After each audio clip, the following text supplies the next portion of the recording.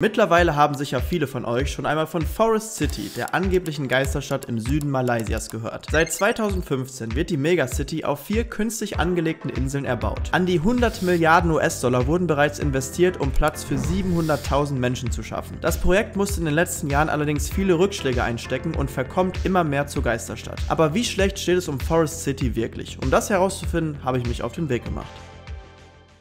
Und damit, yo Leute, was geht? Und herzlich willkommen. I'm just talking to my phone. No problem. Das ist immer das Gleiche. Ja, zu einem neuen Video. Ich bin gerade zum ersten Mal in meinem Leben in Malaysia und ich wollte die Chance natürlich nutzen, um mir diese Forest City auch einmal persönlich anzuschauen. Da vorne ist es schon. Alter, sieht das verrückt aus. Ich bin hier gerade in einem sehr dubiosen Fahrzeug. Ich hoffe, wir kommen heile an. Also das Auto muss ganz dringend mal zur Reparatur. Aber ich bin gleich da. Wir schauen uns da heute ein bisschen um. Ich nehme euch natürlich mit. Und mal gucken, wie so meine Eindrücke sind, ob das wirklich eine absolute Geisterstadt geworden ist oder ob da doch was los ist. Wir werden sehen. Ich habe richtig Bock. Also ich habe mich echt lange nicht auf ein Video so gefreut wie auf den Tag heute. Aber an sich merkt man schon, dass hier nicht viel los ist. Ne? There are not many people living at the moment, right? Yeah, I think so. It looks very empty. Still, you know, like fire, you know. Yes, but yes. Actually for second home for foreigner. Second home for many people? Ah, okay. They buy a house here. Yes, from yes. China. From China, okay. Yeah. A lot.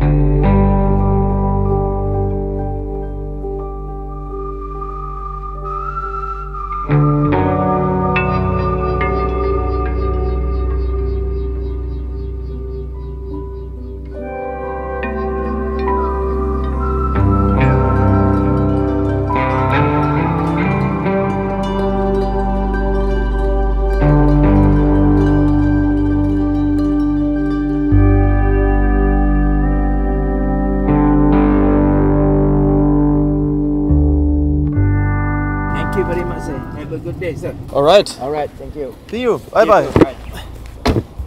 Junge, der muss wirklich ganz schnell mal zur Reparatur hier mit seinem AMG. Also, mit dem werde ich nicht zurückfahren. Die Reifen haben die ganze Zeit so geschlackert. Ich dachte, wir fliegen jeden Moment aus der Kurve. Ey, wir sind da. Wow. Es ist so verrückt, ne?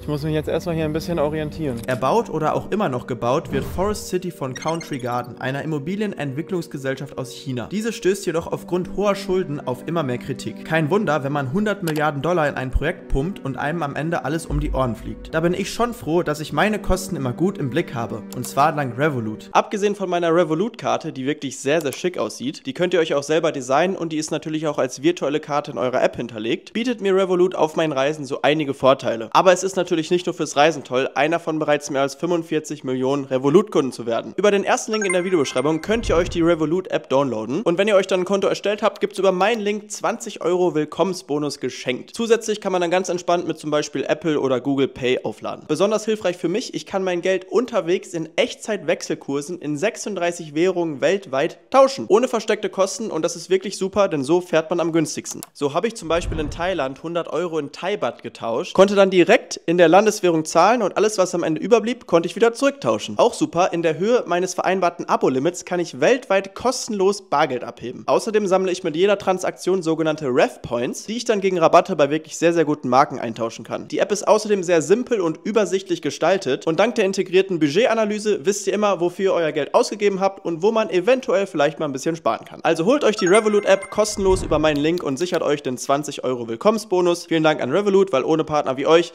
wäre das Ganze nicht so möglich, wie ich es mache. Wo wurde ich hier eigentlich rausgelassen? Ich habe euch wahrscheinlich schon ein Intro gemacht und ich denke mal, die meisten von euch haben vielleicht hiervon auch schon mal gehört. Ich habe von diesem Projekt hier zum ersten Mal erfahren, als Dave darüber ein Video gemacht hat. Der war ja auch hier. Dann bin ich aber auch hin und wieder noch mit einem deutschen YouTuber, der aber englische Videos dreht, und zwar ist der Ken Abroad, in Kontakt. Der war auch hier letztens und er meinte, dass es sich schon weiterentwickelt hat. Er hat hier 3 Tage auch übernachtet. Sehr interessantes Video, verlinke ich euch auch mal in der Videobeschreibung, und meinte, eigentlich ist es gar nicht so verlassen, wie man zu denken mag. Wobei den Eindruck, den ich hier gerade habe, ist schon wirklich crazy, weil hier ist ja gar nichts los. Aber wahrscheinlich bin ich auch einfach an der falschen Ecke.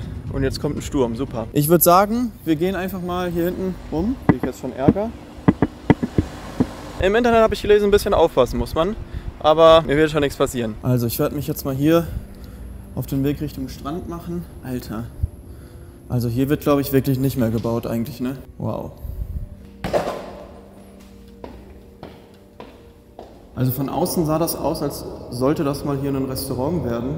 ist noch nicht ganz fertig. Und es halt aber sehr. Hallo. Dieses Projekt wurde von einem chinesischen Investor geplant. Hier sollten insgesamt 100 Milliarden US-Dollar reingepumpt werden. Allerdings bis 2035 und viel ist ja noch gar nicht fertig oder wird vermutlich auch nie fertiggestellt. Das Projekt wurde von der malaysischen Regierung genehmigt und hier sollte halt eine eigene Stadt entstehen, in erster Linie für reiche Chinesen oder generell Chinesen, die Bock haben, ja, sich hier so einen, ich sag mal, Zweitwohnsitz oder generell niederzulassen. Viele hier in Malaysia sehen das sehr kritisch und haben da keinen Bock drauf. Es bringt natürlich Kohle ins Land, aber es ist komplett gefloppt und ey, es ist ja wirklich einfach fast nichts los. Also ein paar Autos sieht man hier, aber diese Gebäude, überall wächst so Gras, da ist ja niemand.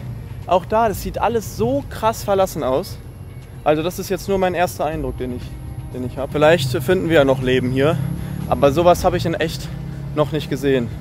Das ist wirklich absolut verrückt. Die damalige Regierung unter Premierminister Najib Razak gab grünes Licht für das Projekt und sah darin eine vielversprechende Möglichkeit, zusätzliche Einnahmen für das Land zu generieren. Schon damals begegneten viele Malaysier Forest City mit Skepsis. Auch die heutige Regierung äußert kaum noch positive Worte über den Bau der Megastadt und betont, dass man keine chinesische Enklave im eigenen Land wolle. Erschwerend kamen weitere finanzielle Beschränkungen von chinesischer Seite hinzu, die den Erwerb von Immobilien im Ausland komplizierter machten. All diese Faktoren, verstärkt durch die Auswirkungen der Corona-Pandemie, führten dazu, dass das Projekt Forest City von Jahr zu Jahr zunehmend hoffnungslos erschien. Ab 2022 begannen lokale Medien erstmals von einer Geisterstadt zu sprechen. Hier geht es jetzt zum Marina Hotel, Fisherman Wharf und Sales Gallery. Die Sales Gallery existiert übrigens immer noch, ist von oben bis unten vollgestopft mit Personal und hier wird alles daran gesetzt, den Schein aufrecht zu erhalten. Aber dazu später mehr. Der Polizist da oben hat mich schon mal nett gegrüßt, das ist ja eigentlich ein gutes Zeichen. Wie viele Menschen hier so genau eigentlich wohnen, weiß niemand. Im Internet steht irgendwas von 20 bis 30% der Wohnungen seien verkauft, aber ob das wirklich der Realität entspricht, das kann ich euch auch nicht sagen. Ich glaube, jetzt fängt es jeden Moment hier richtig an zu stürmen. Ich habe mir ja den besten Tag ausgesucht. Nett aussehen tut's aber, ne? Hier darf man jetzt nicht fischen, aber wir haben hier so einen kleinen Teich. Da vorne haben die überall, ich weiß nicht, ob man das auf der Kamera gut sieht, so kleine Flamingos hingesetzt. Ich dachte erst, die wären echt, aber die sehen auch ganz traurig aus. Aber an sich ein schöner Teich. Und das ist das Hauptgebäude, das ist der größte Tower hier. 196 Meter hoch, da muss ich auch gleich mal noch hin. Alter ey, dieses ganze Grünzeug daran und oben auch diese Terrasse, also ist schon auch ein krasses Gebäude. Ich werde hier jetzt auf jeden Fall mal in dieses Marina Hotel gehen. Gucken, ob ich da reinkomme und ob dahinter dann direkt der Strand ist. Schauen wir mal. Ach, guck mal, hier kommen mir sogar zwei entgegen.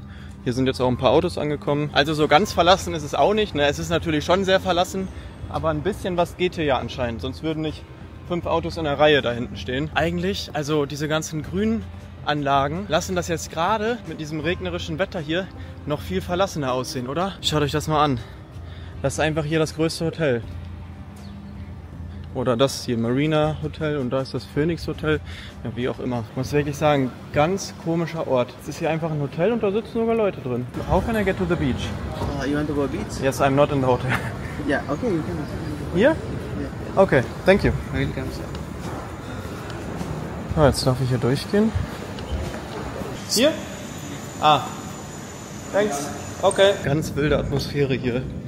Also da waren jetzt ein paar Menschen und jetzt komme ich hier runter zum Poolbereich und hier ist wieder fast nichts los. Okay, diesen Pool habe ich gesehen in dem Video von dem Ken, von dem ich euch erzählt habe. Der hat hier gepennt, 3 Nächte und meinte, dass es gar nicht mal so leer war. Es war aber auch am Wochenende, heute ist Sonntag, das Wetter ist schlecht, gut, es ist trotzdem Wochenende. Aber ich finde hier ist eine ganz bedrückende Stimmung und also aktuell ist hier wirklich, wenn das größte Hotel ist, gar nichts los. Da vorne ist der Strand. Mal gucken, was da so geht. Aber es ist wirklich sehr interessant für mich. Also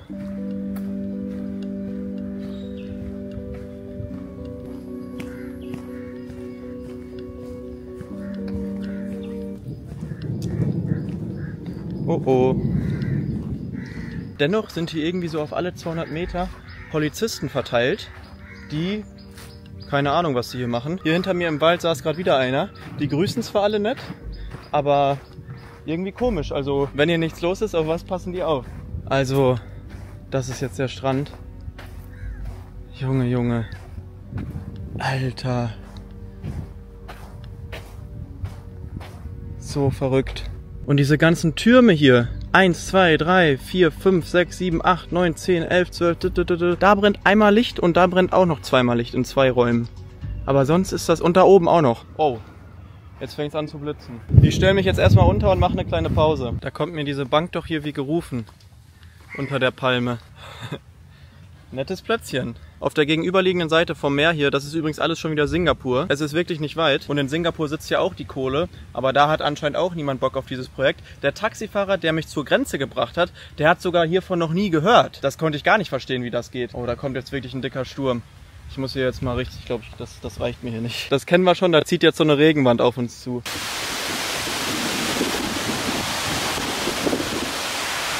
Was geht ab?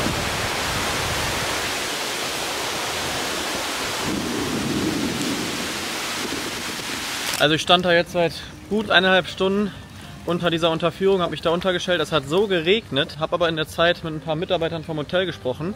Die meinten, das Hotel hat insgesamt 280 Zimmer und gerade sind 28 Gäste nur dort, also wirklich kaum jemand. Kapazität liegt bestimmt bei 600, 700, 800 und dann sind einfach nur 28 Gäste da und trotzdem ja einige Mitarbeiter. Ne? Ich hoffe, das hört jetzt hier gleich mal ganz auf zu regnen. Wir bewegen uns jetzt. Schaut mal hier, die haben hier sogar richtige Villen hingebaut. Nichts drin. Da stehen sogar die Türen auf. Wir gehen jetzt einmal kurz in diese Richtung, nur um zu gucken. Hier lag nämlich noch so ein Segelboot, das wollte ich mir mal anschauen. Aber je weiter man wohl in die Richtung kommt, desto weniger trifft man auf Menschen. Ne? Also hier jetzt links runter. Weil das meiste, was hier wohl los sein soll und auch irgendwie Restaurants, da muss ich dann hier in diese Richtung gehen. Man sieht es auch am Strand, dass hier wirklich, also ohne Witz, da wohnt wahrscheinlich fast niemand. Schaut euch mal dieses Segelboot hier an, Katamaran. Alter. Wow. Bitte jetzt nicht mehr hier Blitz einschlagen, wenn es geht.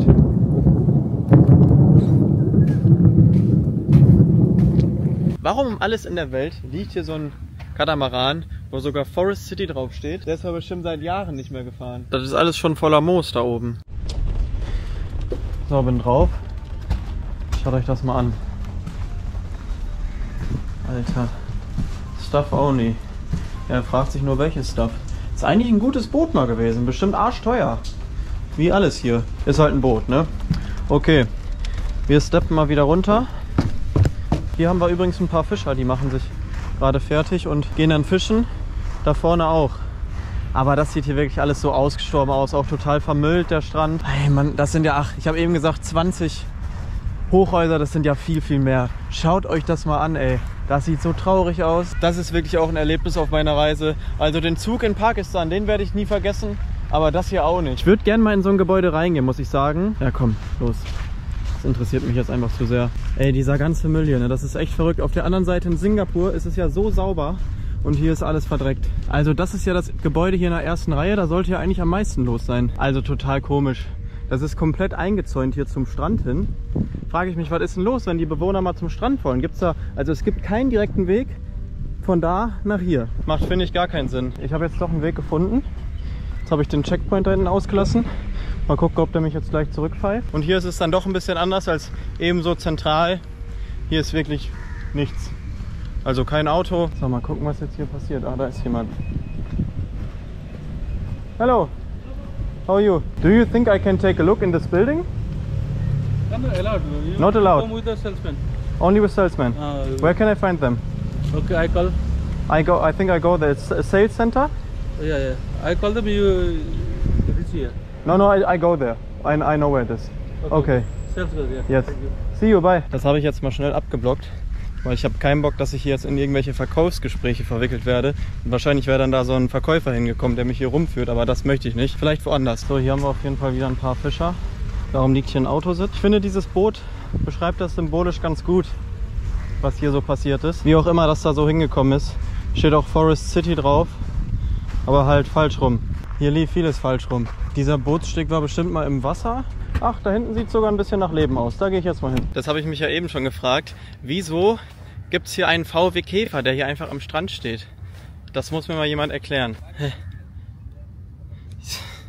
Ich weiß auch nicht. Naja, also viele Sachen machen ja einfach nicht so Sinn.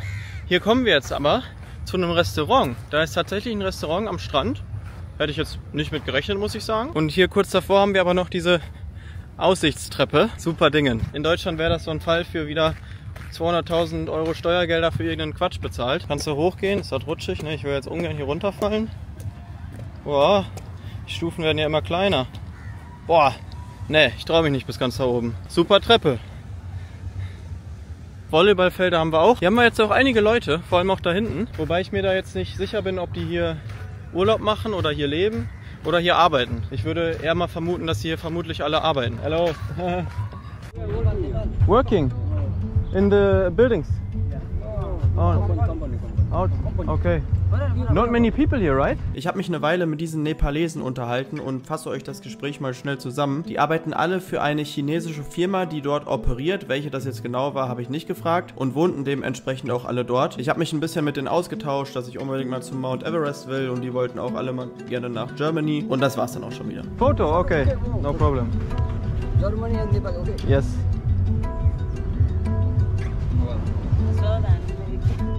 Bye, Okay, thank you. Okay. Bye. Okay, ja, wie ich es vermutet habe, die arbeiten hier. Also das sind jetzt keine Leute, die hier die Apartments kaufen. Ach, hier ist sogar Musik. Guck mal, hier ist richtig was los.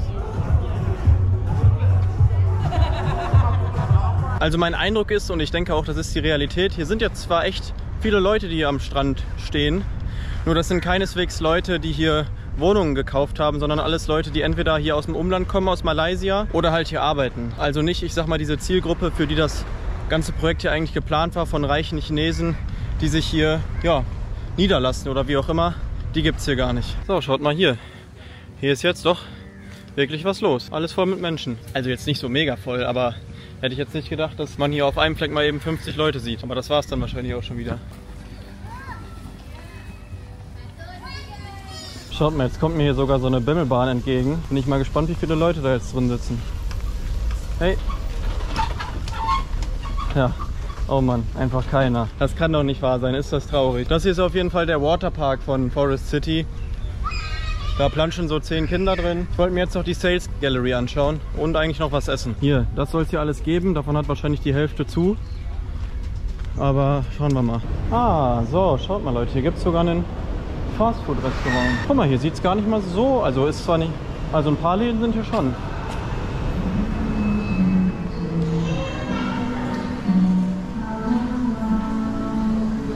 Hey, chicken with fries? Chicken with fries, Yeah. chicken and chips. Yes.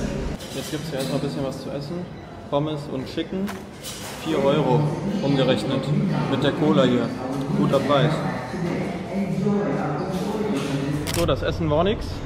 Also wirklich, naja, 3 von 10. Und jetzt gehen wir hier noch in die Sales Gallery, weil es wird natürlich noch versucht, die ganzen Wohnungen zu verkaufen. Und ja, ich wollte mal gucken, vielleicht finde ich ja heraus, was so ein Ding hier kostet. Und dann schlage ich einfach mal zu. Nee, Spaß. Deswegen machen wir die Kamera jetzt hier dran.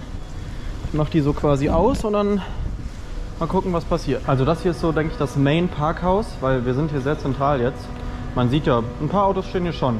Auch gar nicht so schlechte Autos. Und die Fastfood-Mitarbeiterin meinte, samstags ist wohl immer richtig viel los am Strand. Dann kommen ganz viele Leute zum Strand und machen da Party und so.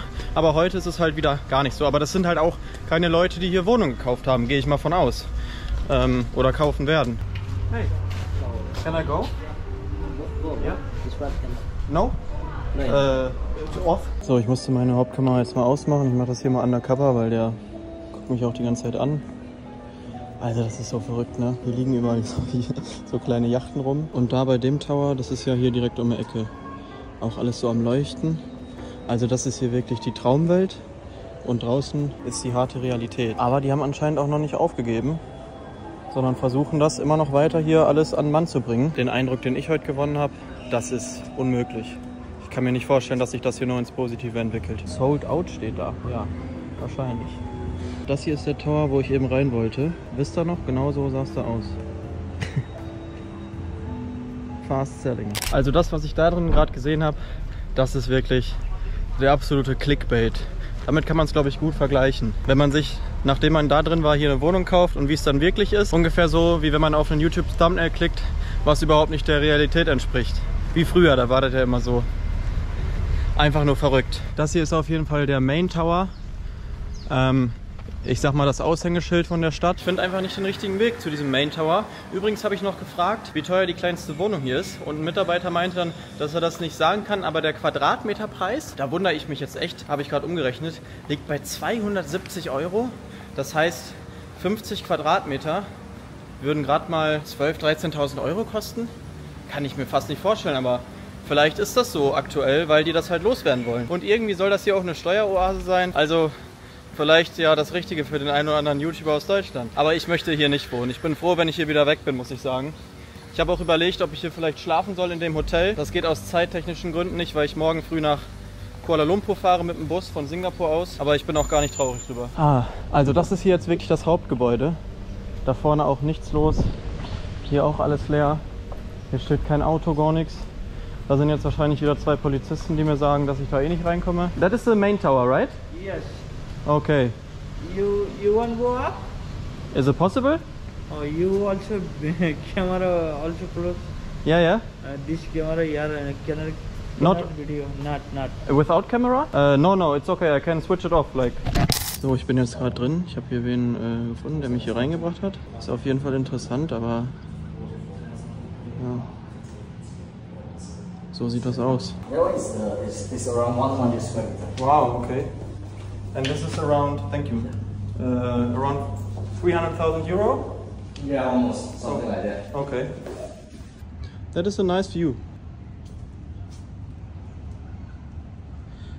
Okay, ich habe es doch noch in so ein Gebäude geschafft. Ihr habt es gehört, die große Wohnung da ungefähr 300.000 Euro. Das war aber das Hauptgebäude mit dem besten View. Und eventuell in den schlechtesten Gebäuden hier zahlt man halt deutlich weniger. Kann gut sein.